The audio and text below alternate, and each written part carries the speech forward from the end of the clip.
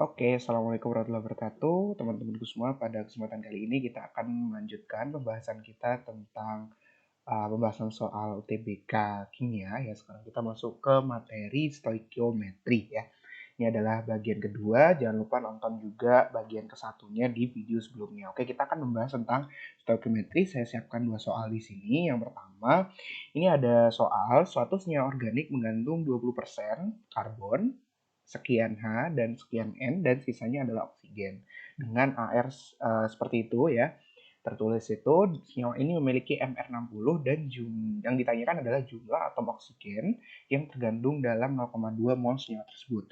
Oke, kalau teman-teman melihat di sini soalnya ditanyakan adalah jumlah mol oksigen. Ya benar jumlah atom oksigen ya. Jumlah atom oksigen. Nah, untuk menentukan jumlah atom, teman-teman harus punya rumus Jp sama dengan N dikali bilangan Avogadro ya. Nah, di sini ini N yang berlaku itu adalah N-nya si O ya, N-nya oksigen. Berarti untuk menentukan N-nya oksigen kita harus tahu berapa sih kandungan O di situ tuh berapa gitu. Jadi di dalam senyawa itu jumlah O-nya berapa. Nah, dengan cara apa? Dengan kita mencari komponen masing-masing yaitu C, H, N, dan O. Di sini kita punya C adalah 20%, H-nya adalah 6,67, untuk nitrogen 46,67, dan O-nya kita kurangi aja, 100 dikurangi 20 ditambah 6,67, sorry, ditambah sama 46,67. Ini O-nya adalah ketemu 26,67. Sini adalah 26,67. Baru setelah ketemu seperti ini perbandingannya, teman-teman bisa bagi dengan HR masing-masing. Ya, jadi kalau untuk C kita bagi dengan 12, H dibagi dengan 1, N dibagi dengan 14 ya. Terus oksigen dibagi 16. Ya, ini adalah ketemu nilai terkecil adalah 1,67, di sini ada 6,67, di sini ada 3,3, dan terakhir adalah 1,67. Nah, dari keempat ini kita bisa bagi dengan nilai yang terkecil yaitu 1,67 ya, teman-teman. Ini bagi 1,67, ini juga dibagi 1,67, sini juga dibagi 1,67. Ya. Ini kita bagi semua, ini hasilnya adalah 1, ini hasilnya adalah pembulatan 4 ya, sekitar 4. Ini adalah 2, ini adalah 1 ya. Sini adalah C banding H banding N banding O. Nah, setelah ketemu seperti ini, kita berarti punya rumus empirisnya, itu adalah C ya, H4 N2 sama O.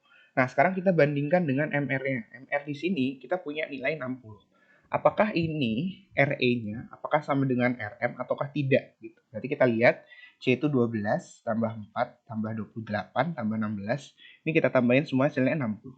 Nah, karena MR ya, MR-nya rumus empiris sama dengan MR-nya rumus molekul, maka kita punya rumus molekulnya itu adalah CH4N2O sama dengan rumus empiris.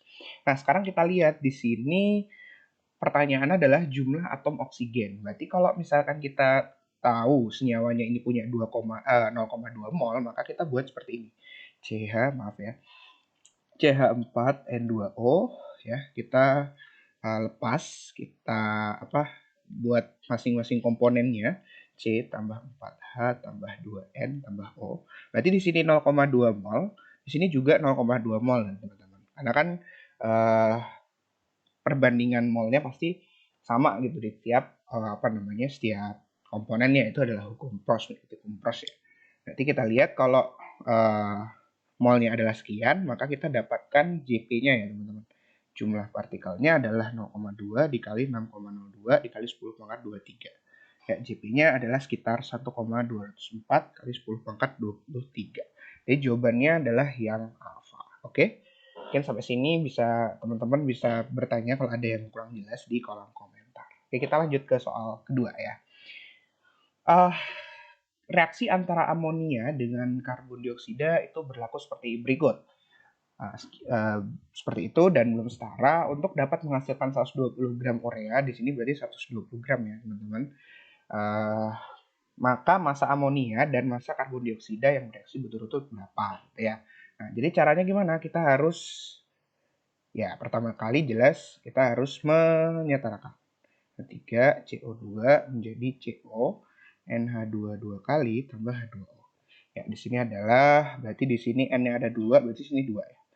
Nanti kita lihat H-nya udah ada 6 ya, 4, 5, 6, C-nya ada 1, benar, O-nya ada 2, benar ya? Oke, benar. Nah, berarti sekarang kita lihat di sini, kita buat reaksi pembatas gitu ya. Nah, di sini dibilang 120 gram urea, berarti di hasil di sini itu adalah ureanya sebanyak 120 gram. Nah, 120 gram itu berapa mol gitu ya? Berarti kan kita cari dulu ya molnya. Mol urea ya dengan N sama dengan GR per MR ya, teman-teman.